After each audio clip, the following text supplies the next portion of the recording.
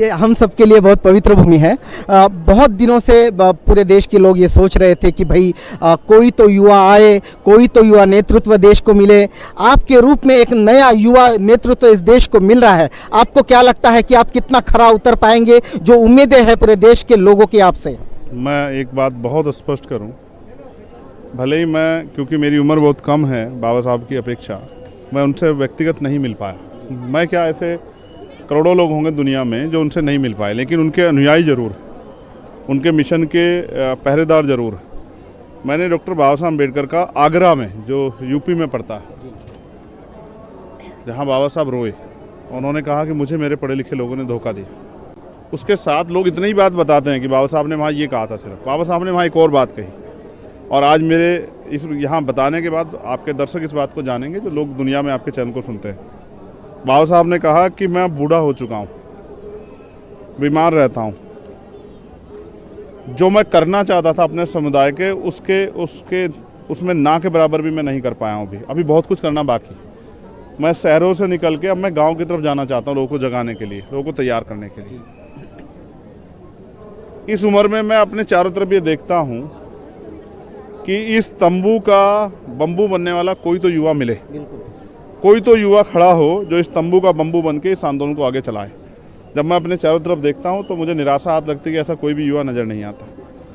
जब बाबा साहब ने बात की तब तो मैं पैदा नहीं हुआ था, लेकिन जब मेरे पिता ने मुझे बात बताई तब मुझे होश था।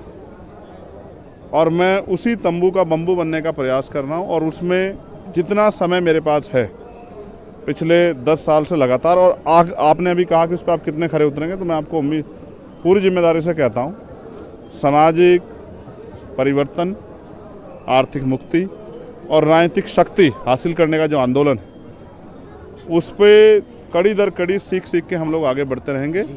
और जो आज मैं यहाँ महसूस करता हूँ, और मेरी ये शिकायत नहीं है लेकिन मेरी ये पीड़ा है कि महाराष्ट्र में और देश में हम 4 दिनों पे बहुत बड़े पैमाने पे इकट्ठा होते हैं। एक तब जब बाबा साहब ने धम्म की दीक्षा ली, एक 6 दिसंबर को जब हम उनका परिनिर्वाण दिवस मनाते हैं, एक 14 अप्रैल को जब हम बाबा साहब डॉक्टर भीमराव अम्बेडकर जी की जयंती मनाते हैं, और एक महाराष्ट्र में तब लाखों की संख्या में जब हम 1 जनवरी को बाबा साहब के दिखाए रास्ते पर चल के भीमा कोरेगांव जाते हैं। लेकिन हम बाबा साहब की इन सारी बातों को मानते हैं, लेकिन जब बाबा साहब ये कहते हैं कि पॉलिटिक्स द मास्टर की राजनीतिक सत्ता वो चाबी है जिससे आप अपनी सारी समस्या को हल कर सकते हैं, तो इस बात की तरफ जो है ये कमज़ोर वर्ग क्यों नहीं सोचता, मुझे इस बात की तकलीफ है। हम वो कहते थे, साहब ने भी ये बात हमें कहीं आंदोलन में कैडर में, कि दूसरों के महलों से अच्छी होती अपनी झोपड़ी, उसमें आदमी मालिक होता है। क्यों अभी भी हमारे लोगों के अंदर मालिक वाली सोच पैदा नहीं हुई? राजतंत्र में हम अधिकार विहीन थे, राजतंत्र में हम पे बहुत सारे प्रतिबंध थे, राजतंत्र में हम पे अवसर नहीं थे, इसलिए हम लोग पीछे थे। लेकिन अगर लोकतंत्र में, प्रजातंत्र में अवसर होने के बावजूद भी, वोट की शक्ति होने के बावजूद भी हम कमज़ोर हैं और तमाम तरह के अधिकारों से वंचित हैं और तमाम तरह की पीड़ाओं को भोग रहे हैं, तो इसके जिम्मेदार कहीं ना कहीं हम दूसरों से उम्मीद करना बंद करें कि वो हमारी ज़िंदगी बने। जिन्होंने हज़ारों साल हमें इस गुलामी में देख के, जिनकी आंख से एक आंसू नहीं टपका, जिन्होंने आज भी एनसीआरबी का डाटा कहता है कि 50,000 महिलाओं की हर प्रदेश में जो है रेप हत्या होती है, जिनके मुंह से एक शब्द नहीं निकलता, वो हमारा भला कर देंगे। ये बात हमें बहुत दिन पहले समझ आ जानी चाहिए थी, लेकिन हमें नहीं आई। बिल्कुल, मैं आपको रोकूंगा। एक बड़ा आरोप आप पर लगता है कि एक लोग कहते हैं कि पॉलिटिकल यूपी में विशेषकर किसी एक पार्टी का पावर कम करने के लिए चंद्रशेखर आज़ाद को खड़ा किया गया है। इस आरोप को क्या मिथ्या समझते हैं आप? नहीं, इसके पीछे कोई फैक्ट तो होगा। पहली बात,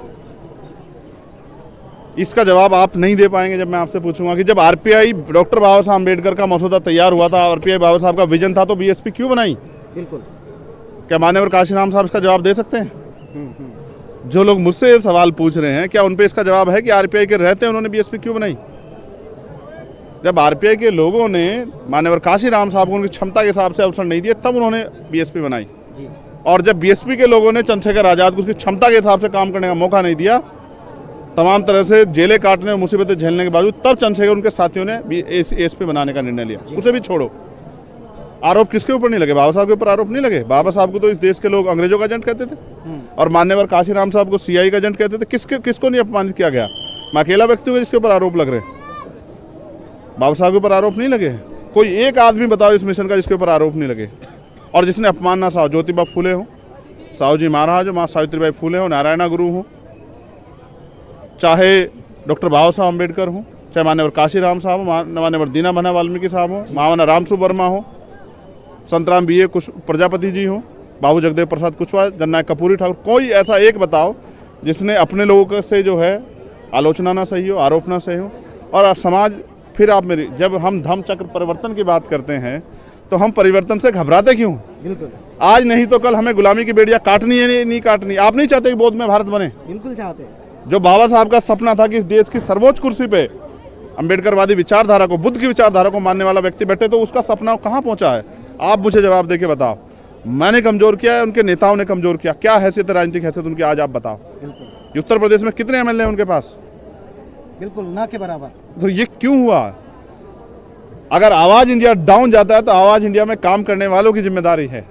अगर एएसपी डाउन जाती है तो चंद्रशेखर आजाद की जिम्मेदारी है, उसमें काम करने वाले लोगों की जिम्मेदारी। भीम आर्मी अगर फेल होती है तो भीम आर्मी के लीडरों की जिम्मेदारी, और बीएसपी फेल होती है उनके लीडरों की जिम्मेदारी है। बिल्कुल बिल्कुल। आप ताला लगा के घुसने दोगे और कहोगे कि हमारा घर इन्होंने कमजोर कर, कोई किसी को कमजोर नहीं करता। आपने पहले आपने विचारधारा छोड़ी। ऐसा क्या हुआ कि 2006 में काशीराम साहब के जाते ही आपने 2 महीने में विचारधारा छोड़ के बहुजन से सर्जन कर दिया और हाथी नहीं गणेश कर दिया? समाज अपने नेता भरोसा करता, लेकिन समाज गूंगा बहरा नहीं है। बिल्कुल, समाज बिल्कुल गूंगा बहरा नहीं है। चंद्रशेखर जी, एक बहुत बड़ी बात देश में चल रही है कि अब 2024 के बाद जब मोदी जी फिर से पीएम बनेंगे तो इस राष्ट्र को हिंदू राष्ट्र घोषित किया जाएगा, यहाँ मनुस्मृति आएगी। क्या ये मुमकिन है जब तक चंद्रशेखर आजाद इस भूमि में है? नहीं, ये चंद्रशेखर आजाद छोड़ो। चंद्रशेखर आज भी तो एक सामान्य व्यक्ति है। ये जो आप सैलाब देख रहे हैं ना जी, 2 अप्रैल को सिर्फ एक कानून से छेड़खानी करने का प्रयास हुआ था, अगर आपको याद हो, 18 मार्च को, और वो सुप्रीम कोर्ट ने कहा था, जिसको कहते हैं कि सुप्रीम कोर्ट देश की सबसे बड़ी अदालत है। और 2 अप्रैल का एक दिन का आंदोलन नहीं झेल पाई सरकार। हमारे खून, ये जो खून है डॉक्टर बाबा साहब अम्बेडकर का खून है, संविधान की। तो अच्छा, आप इस बात को भी समझो जी, संविधान से सुरक्षा उन लोगों को मिली है जिनकी संख्या कम है। हाँ। हमें तो संविधान के रहते भी हमें अन्याय अत्याचार सहने पड़ते, क्योंकि हम पे राजनीतिक पावर नहीं है। तो मैं फिर आपसे कहूंगा, मोदी जी हो, पहली बात तो हम ये क्यों तय करें कि मोदी जी प्राइम मिनिस्टर बनेंगे? जी, जरूर थोड़ा है कि प्राइम मिनिस्टर बनेंगे, क्या पता ना बने। बिल्कुल। लेकिन अगर मैं कहता हूं किसी की सरकार आ भी जाती है तो यहाँ जब तक अम्बेडकरवादी है तब तक तो इस देश के संविधान को फेरबदल, क्योंकि पार्लियामेंट में पावर है, तो वो उसमें जो है अमेंडमेंट कर सकते हैं। बिल्कुल। लेकिन अगर कोई कठोर छेड़खानी का प्रयास करेंगे तो उनको 2 अप्रैल बहुत अच्छी तरह याद है, और उसके बाद दोबारा हिम्मत नहीं पड़ी। उसी सरकार ने, जो सरकार हमेशा आरएसएस भारतीय जनता पार्टी सरकार जो अम्बेडकरवाद के खिलाफ रही, बाबा साहब के खिलाफ रही, उसी सरकार ने पार्लियामेंट में जो है सेशन बुला के और उस बिल को पास करके जो है सुप्रीम कोर्ट के इस ऑर्डर को खत्म करने का काम किया। ये भी आपको याद होना चाहिए। बिल्कुल। एक महत्वपूर्ण बात है कि ये कहा जाता है कि ये तमाम देश में जितने भी वंचित लोग हैं, शोषित है, अम्बेडकरवादी हो गए, पेरियारवादी हो गए, फुलेवादी हो गए, इनको इकट्ठा लाना बहुत ज़रूरी है। आपका क्या स्ट्रेटेजी है कि दक्षिण से के उत्तर तक, पूर्व से लेकर पश्चिम तक, इन विचारधाराओं को मानने वाले जो लोग हैं, इनको एक साथ एक संग कैसे किया जाए? देखो, फिर आप संघ में शक्ति होती है, मैं इस बात को मानता जी, लेकिन मैं ये कह रहा हूँ इन सब लोगों के रहते हुए संविधान पे खतरा मंडरा रहा है, तो यानी कि वो अपना काम जिम्मेदारी से नहीं कर रहे। अब तो वो दल भी जो देश के दूसरी बड़ी शक्ति है वो भी कहने लगे जातिगत जनगणना होनी चाहिए जी। और जिस बात को 30 साल पहले मान्यवर काशीराम साहब कह रहे थे, इसकी इतनी संख्या और उसकी हिस्सेदारी, वो भी इसकी बात करने लगे। आप ये समझो जमीन पे आंदोलन कितना तेज हो गया है। चोटी पे बैठा आदमी तभी कुछ बोलता है जब धरातल बहुत जोर से गर्म हो जाती है, यानी कि दलित, पिछड़े, आदिवासी और अल्पसंख्यक समाज में मनोबल भी पैदा हो गया है, और उनकी जो वैचारिक शक्ति है, तार्किक शक्ति है, उनकी संघर्ष की शक्ति भी बढ़ रही है। इसका परिणाम है कि देश के जो सर्वोच्च दल हैं वो भी आज बाबा साहब की बात करने लगे हैं, फूले पेरियार की बात, साहू की बात करने लगे हैं। तो ये आसानी से नहीं होंगे। सबके अपने अपने एजेंडे हैं, सबके अपने अपने उद्देश्य हैं, सबके अपने अपने लक्ष्य हैं, सबकी अपनी अपनी सुविधाएं हैं। कोई किसी रास्ते से जाना चाहता है। मेरा ये मत है, अगर मुझसे कहो तो मैं पहल करने को तैयार हूँ कि सब लोग इकट्ठे हों, और अगर उनमें से कोई पहल करने को तैयार हो तो मैं साथ हूँ। लेकिन फिर मैंने आपको कहा कि अपने लक्ष्य के लिए ब्राह्मणवादी एक हो सकते हैं, लेकिन अपने लक्ष्य को प्राप्त करने के लिए अम्बेडकरवादी एक नहीं हो सकते।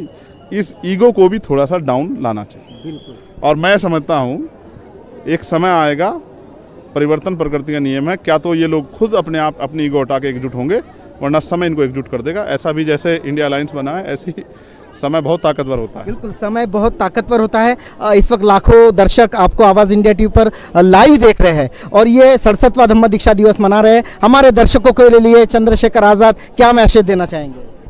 मैं एक ही संदेश देना चाहूँगा, जो लिखा, ये आपके चैनल का नाम बड़ा प्यारा आवाज़, तो जब तक शोर नहीं मचाओगे तब तक आपकी बात ही नहीं होगी।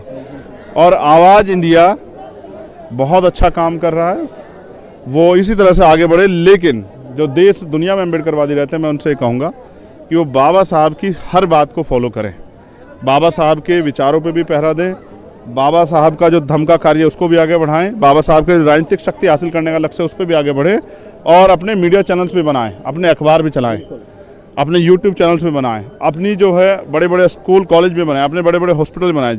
जो सक्षम लोग हैं वो समाज को आगे बढ़ाने की तरफ ध्यान दें, और सब लोग संगठित होकर रहें। एक दूसरे की टांग खींचने के बजाय एक दूसरे के ऐसे हाथ मिला के एक दूसरे से आगे बढ़े, तो मुझे लगता है कि ये जो जिस परिवर्तन को हम देखना चाहते हैं वो हो जाएगा। बिल्कुल, एक दूसरे से हाथ मिलाना है, ये संकल्प चंद्रशेखर रावण हमारे दर्शकों को दे रहे हैं 67वें धम्म दीक्षा दिवस पर, कि हमें अकेले रह के कोई फायदा नहीं, उल्टा नुकसान है। तो हमें एक दूसरे से हाथ मिलाना है, और हाथ मिलाकर जो प्रबुद्ध भारत की व्याख्या बाबा साहब ने की थी, जो सपना देखा था, उस प्रबुद्ध भारत को पूरा करना है। आप देख रहे हैं आवाज़ इंडिया टीवी, ये सीधा प्रसारण दीक्षा भूमि नागपुर से।